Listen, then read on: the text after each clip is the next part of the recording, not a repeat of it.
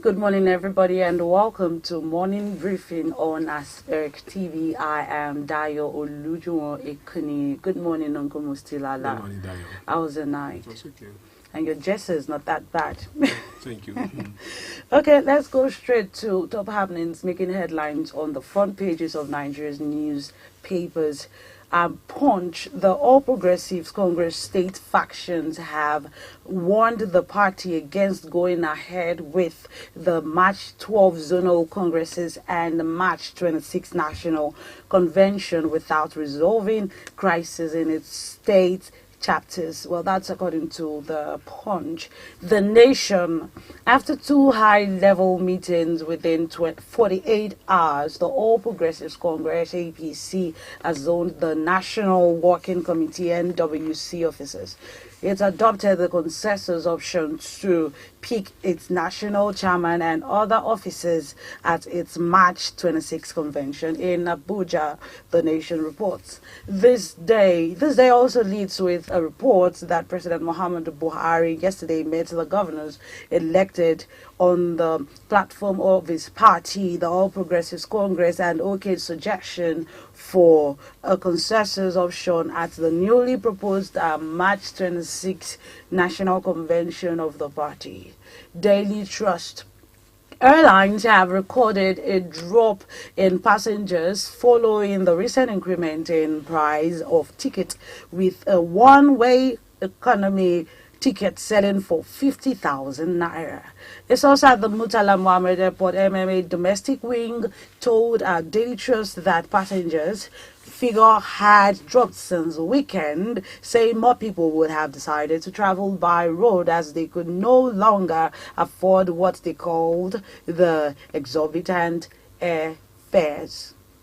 Daily Independent. The Academic Staff Union of Universities, ASU, has insisted to continue strike unless the federal government meets all existing demands, but the federal government on its part believes that the ongoing strike would be called off soon, saying it was taken aback by the renewed strike which university teachers embarked on February 14, 2022. Daily Independent reports. Thank you all for staying with us on that. We'll go on a quick break, and when we come back we get to talk more and analyze on the news up front.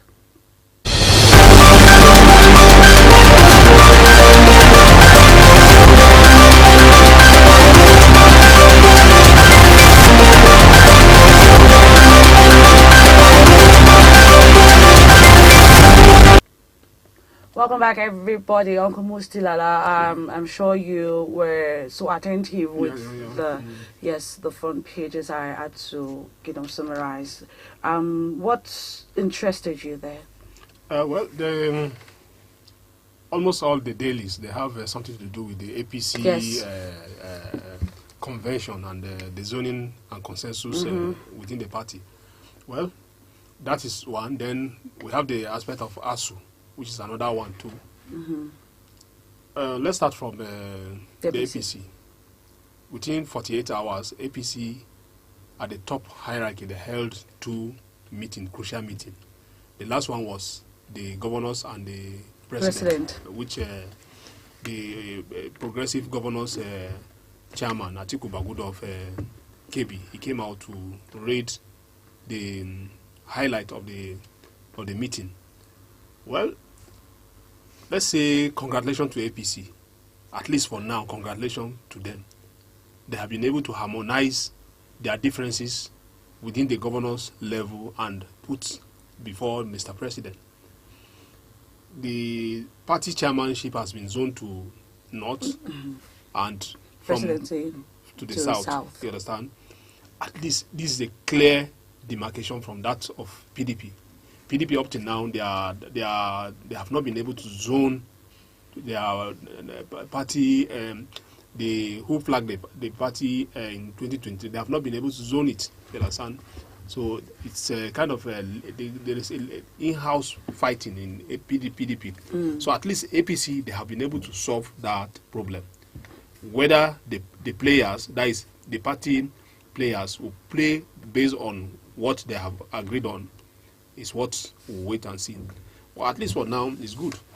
But if President Muhammadu Buhari, who is serving his term, who will finish serving his term by 2023, is from the north. If he's leaving, at least equity demand that it should be rotated to another region of the country. So you understand? So the party being able to meet that yearning of their members, you understand? At least they have solved a major problem. So now, emphasis now will now be placed on the convention. You understand, that is coming up. So who is going to be the national chairman, the secretary? They have already said it, that look, the position within the ESCO of the party, if you know this, Governor Boni, you see, it's just a kind of an interim committee, which is not put into consideration. You understand? So the main thing is that they are still counting on Adams Oshomole from the south. So now what it means is that since Adams Oshomole is from the south and the secretary of the party is from the north, now they are going to rotate to the north, and the secretary of the party will go to the south. And some other top echelon of the ESCO. That is how they will rotate it. You know, some state factions have warned against having this, the congresses and convention, and that all Progressives Congress, APC, should better resolve their state crisis before heading towards convention. Yes, this convention, because it can actually affect it. How do you see that? Their concern is genuine. You understand? It's genuine because if they fail to resolve it and they proceed to the convention, it means they are going to deal with matters relating to litigation here and there. And if APC should pursue litigation, let me clear you, if they should have ESCO, whatever party primaries organized by the ESCO, at the end of the day, if there's court litigation and the dissenting views won the case, it means the party primaries organized by the ESCO is null and void. You understand? It will be null and void. That is exactly what happened in Rivers in 2019, that PAPC doesn't have a candidate in all. So their genuine their cries is genuine. So it's left for the National Working Committee and the governors plus Mr. President to look into it. I believe these are people that they are tutored, they are well knowledgeable when it comes to law. You understand? But it's just that at times selfish interests of politicians seems to override a collective interest. Otherwise, they know this thing, that they know it quite okay. But in view of the short period of time, they won't have that time to say, okay, we must go from one state to another state to resolve issues at stake before we go into convention. They have already set a date, which is March 26th. You understand? Yes. March 26th has already been set, and the governors, they have accepted that date. Mr. President has accepted that date. So they are working towards it. All other issues, I believe that at the appropriate time, amicably, they will resolve them. Well, let's go to ASU, still on the front pages of Nigeria's dailies. Well, ASU said that they will continue to have the strike, yes, unless the federal government attends to their demand. This is really affecting Nigerian students. They are already at home. It's really affecting them. It's affecting their plans, and that's too bad. We hope that the federal government... on our own part, we just have to plead with them, you understand? When two elephants fight, it's the grass that will suffer. ASU, they are adamant to continue with the strike. federal government is saying they don't have money. That ASU going on strike now is insensitive. You understand? Mr. President himself, I think when he had an interview with channels also, he categorically stated it that look, that's no money. No money. So, and ASU, I don't know, these are intellectuals. So, they've been waiting for a very long time. So now, the particular agreement that we're talking about, it's not like they are negotiating anything new. It's just an existing MOU signed between them. It's a tripartite agreement that was signed. It's been for long. So, and it has been there for long. So, what they are saying is implement it. The implementation, based on the agreement, the implementation was supposed to be in trenches. You understand? So, what they are saying now, implement it. And since they discovered that the government is it's not straightforward, that is why they decided to say, okay, we will go on 1 month warning strike. And the 1 month warning strike is like giving the government warning to say, okay, implement this thing, or we'll go on a major strike.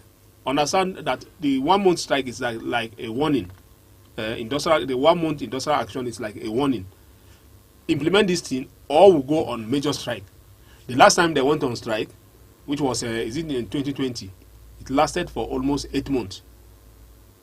The implication behind it is that someone that's supposed to graduate, not even someone that is supposed to graduate, almost all the students that were in the school then, they have lost a particular session. Translated to monetary term on the financier of those students. But in the University of Abuja, they had to rush them. It was like they didn't even go on because they had to rush them to meet up with the. That is the University of Abuja now. But when you look at some other universities, like all those some other universities, they make sure that they comply. Even University of Ilorin that doesn't have history of a strike.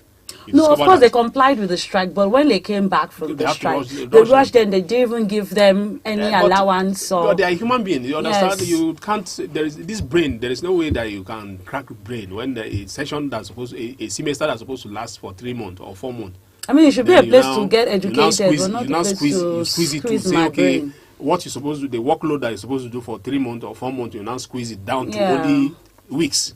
And you now get half-baked. So there are some courses that like sciences. These are science courses, or let's say human college of medicine, whereby it has a rigorous process of lab research and that. Then you now decide to squeeze it for only a month or so. So it's not done that way. It's not supposed to be so. Federal government should listen to ASU. You understand? There is room for negotiation. ASU is blaming Ministry of Labour for insincerity. And Ministry of Labour too, they are blaming ASU. You understand? That's how labor union negotiation goes. It's always blame. At times they will even walk out of the meeting. You understand? But at the end of the day, they must agree on a particular thing. The grass here are the student. The grass here are the parents who are the financier of their children in the school. You understand? Some of these students, they go on their own, they labor here and there to get their school fees. Someone that pays school fees and is like in 300 level, aiming to say, okay, by so time I'll become a graduate. I saw a small clip on social media. The guy was complaining, the student of one of these institutions, he was complaining and was crying. He said, look, they have already started exams. The last paper is what he's waiting to write. You can imagine. Now they have embarked on a strike. So he won't even tell, because as it is now, during the process of this 1 month warning strike, they will come back. The next thing they will announce is the major strike, which is going to be this indefinite. Strike is mentally is deadly, because when students go back home, their eyes are being opened to some other things that are negative in the society. Look at the psychological feeling on the parents, mental health, on the father, mother. You know, some of these you see mothers go to the road to hawk things, all in the name of their words that are in the school every day. And then the son or the daughter will now return back to the house and be living with them.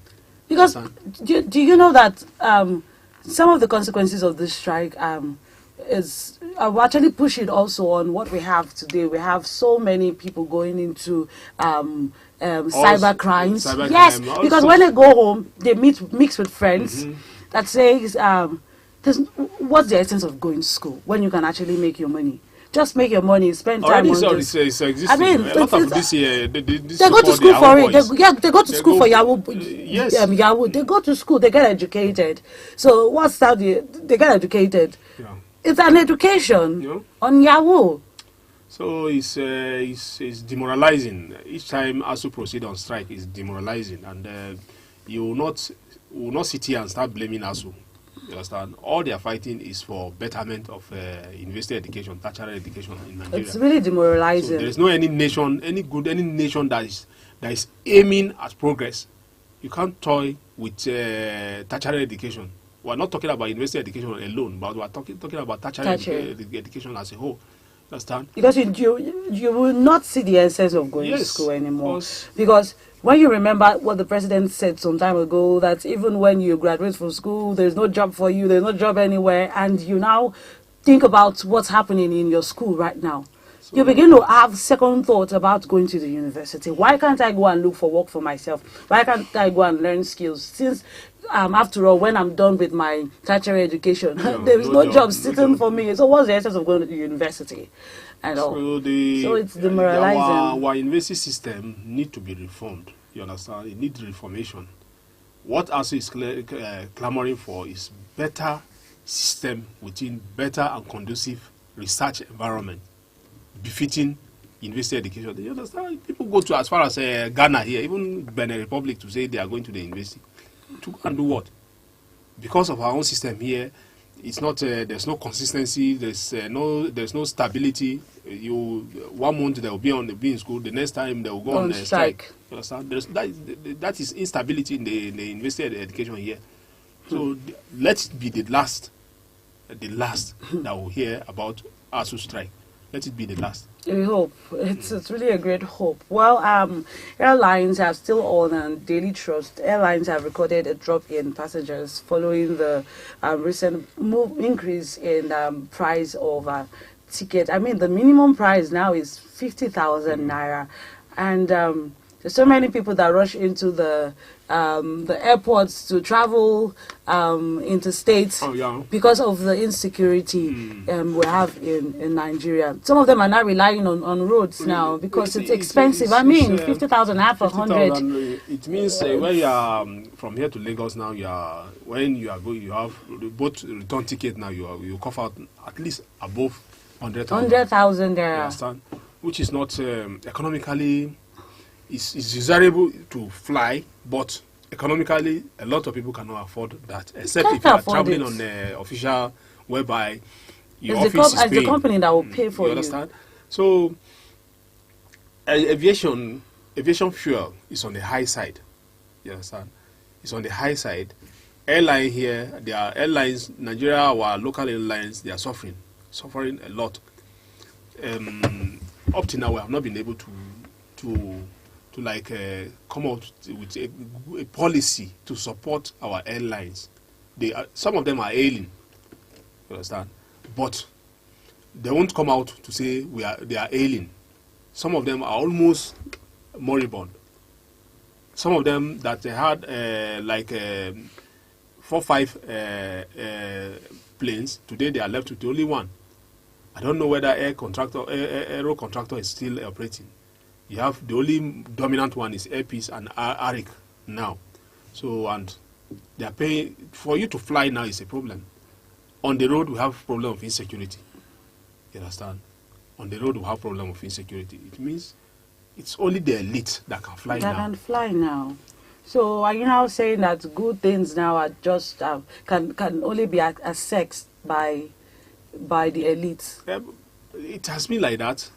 It has been like that, but now it's becoming more pronounced that, look, at a time that we have insecurity on our road, we're not even talking about the poor road network. We're talking about the insecurity. Yes. And the insecurity now is still there.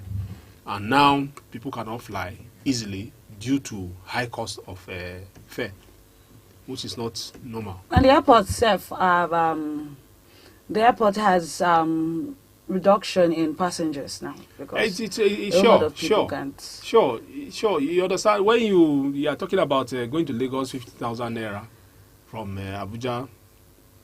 Though it's a journey of like almost 8 to 9 hours, So it's better you fly. But you talk when your body will desire you to fly, but your pocket is telling you different thing. So what will you do? You understand? You have children's school fees to pay. You look for an alternative. You look for an alternative. Okay, the Minister of Information and Culture, Lai Mohammed, has found that President Muhammad Buhari-led government will not dialogue with bandits. Well, however, he stated that due to the complexity of the issue, state governments should be allowed to decide whether they will dialogue with the terrorists or not. Well, the minister, in an interview with Daily Trust, said in the case of Boko Haram terrorists, about 3,000 of them have surrendered in Borno State. He added that their leaders also surrendered, but the federal government will not announce it so that it will not lead to mutiny within the leadership of the terrorists. What does it mean by so it will lead to mutiny? Whenever the Minister of Information speak, he will just give Nigerians the opportunity to just look at him as if this man is a joker. Yes. I'm sorry to say so. He's an elder. So, but whenever he speak, he will give Nigerians the opportunity to look at him as if he's because of the manner he put his talk. Yes. So, yeah, talking about mutiny within the hierarchy the of terrorist the leadership. Is that your own problem? Is that supposed to be our problem? Whatever thing will be a mutiny within them is to the benefit of Nigerians. I mean, he is supposed to be a Minister of Information and Culture. And for you to be a Minister of Information, someone that has that headship in information, you should be able to communicate. No, if you look at him based on his pedigree, he has been an public servant. You understand? He was Lagos State government under this thing, and he has been coming here. Not that he doesn't know what he's doing. He has been the spokesperson of APC. You understand? Not that he doesn't know what he's doing. But the problem with him is that he failed to understand when he was an opposition spokesperson and when he's now the spokesperson of the government. You understand? He keep on speaking as if he's still the opposition spokesperson. But are you not supposed to leave sentiment aside when you have your job in front of you? That is the problem now. I mean, the Minister of Information. He's now failing to distinguish between speaking as an opposition. When you are speaking as an opposition, it's different. Just like we are here now, we criticize. You understand? Then we objectively we commend. You understand? Yes. So, but when you are speaking as within the purview of an opposition, most times you do is attack.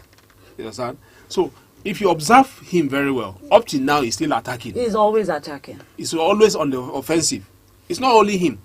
Even though the media team of the Mr. President, they are on the offensive. You understand? So that is the problem with Mr. Lai Mohammed. You understand? Now, okay, why is he concerned about what will happen within the top hierarchy the terrorists of and the leadership? Terrorists? If they will have leadership crisis, is it not to the benefit of Nigeria? It's like when they are fighting. Okay, it's like when your enemies are fighting themselves. Won't you rejoice? Your enemies, they are now fighting themselves. You rejoice because you discover that when they start fighting themselves, it means they are giving you upper hand to defeat them. So, for a very long time, Nigerians have been saying, okay, if the terrorists, the Boko Haram, people linked to Boko Haram have been prosecuted in Chad, in UAE, Dubai, why not we here? Nigerians have been putting pressure on the government to say, okay, name the financiers of these terrorists. Bring them out. Oftentimes we talk about sponsors. But up till now, we have not been able to prosecute anybody. So instead of the Minister of Information to come out and tell Nigerians that, look, this is the number of people that have renounced terrorism, and this is Mr. A, Mr. B, Mr. C, Mr. D. They're just giving us and then you are coming out numbers. to tell us the only figures that is not verifiable. So if it is verified, if it is open, it's transparent, at least media can go there and even have chat with some of them to say, okay, interview you. Did you feel remorse for killing Nigerians? Have you truly renounced the terrorism? So, but up to now, everything regarding Well, don't you that. think the reason why they are doing all these things is out of fear of letting some people that are related to the government, not letting them get exposed? See, the more government continue to hide to identity, make it a classified matter, the more they give room for suspicion. You understand? And that is exactly what is happening That's now. exactly what's happening. So we have not been able. Government has not been able to prosecute anybody for Boko Haram. All we are hearing now is that billions is being spent on reforming ex-combatant Boko Haram that have killed Nigerian soldiers and Nigerians. You understand? Government is placing much emphasis on them, reforming them, reintegrating them, whereas the victims of the Boko Haram, they are there.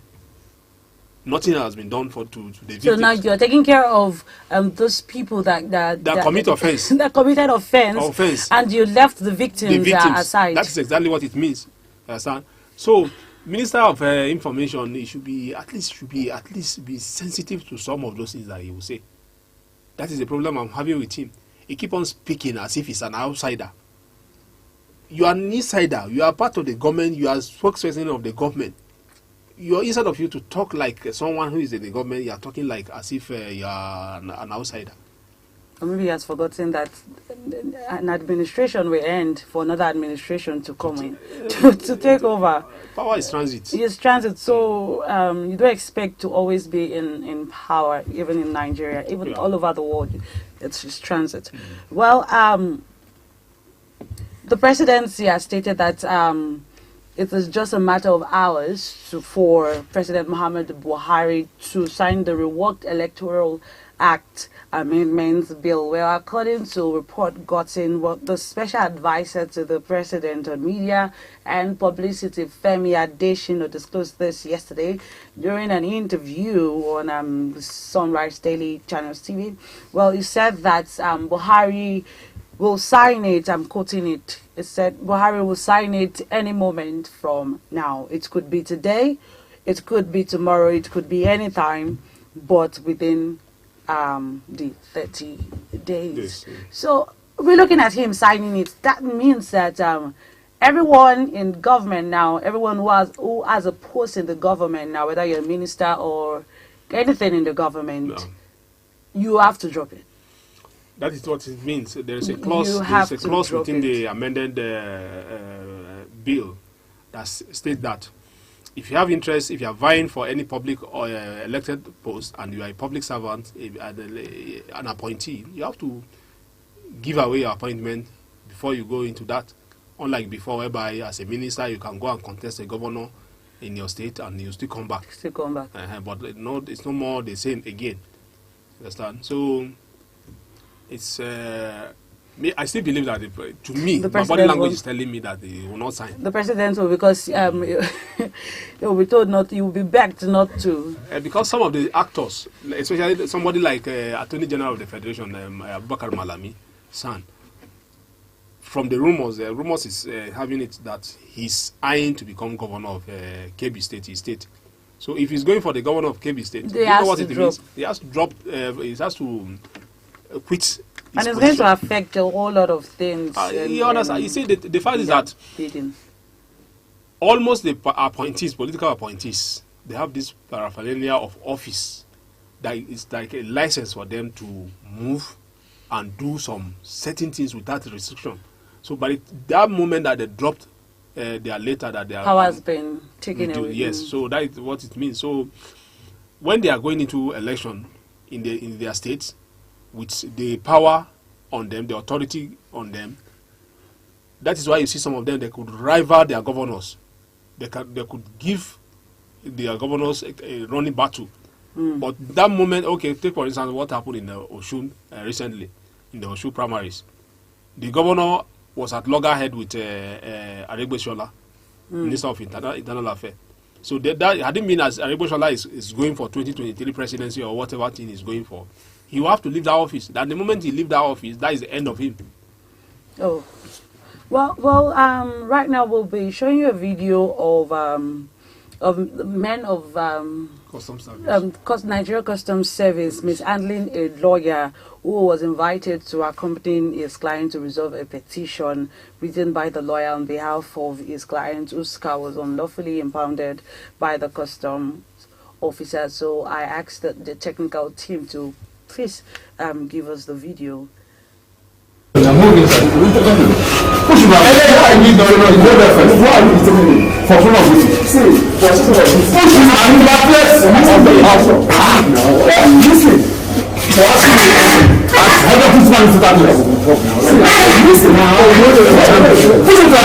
this, we shouldn't do this thing like this now.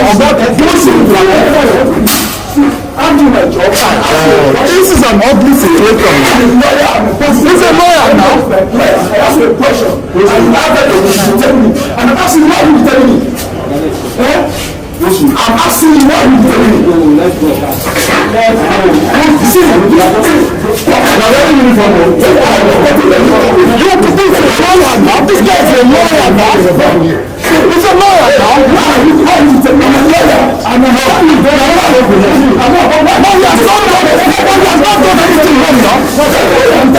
Oh my God! Why you just living like this? This guy is a lawyer now. Mind your words. Okay, I'm sorry.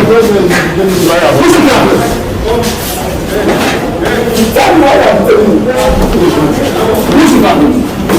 This guy has done nothing. He has done nothing. Thank you for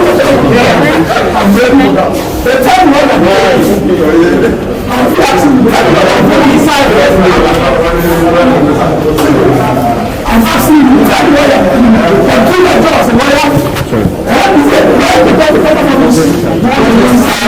See, you don't force me. You don't force me. Let's go. See, I know my job. I ask you a question. Please, can you go? See, what you say, please, can you go? Please, can you go? Say, please, can you go? Let me have that answer. Which one? This one.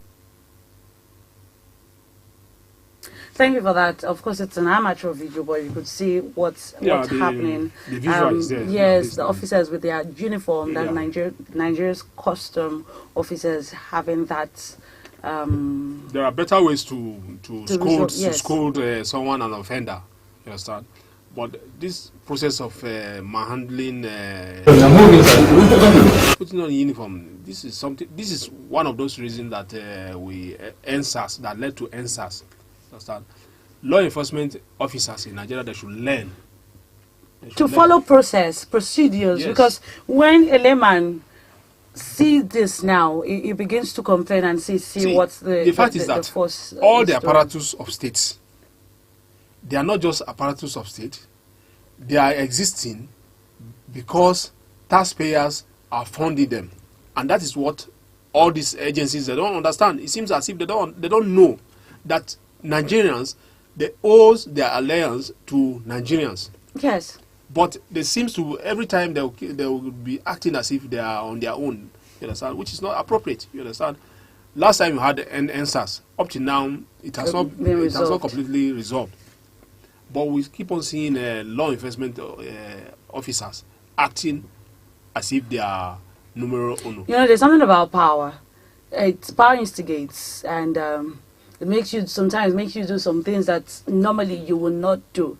But when you have power, of course, it sometimes want to control you, but there's a way we can actually control ourselves. See, Dayo, let's get something straight now.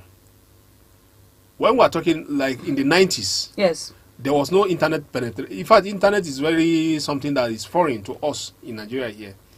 But now we're talking about there are gadgets everywhere. There are cameras everywhere. There are phones everywhere. Your activity, what you are doing, somebody somewhere could be filming you, and it will become viral.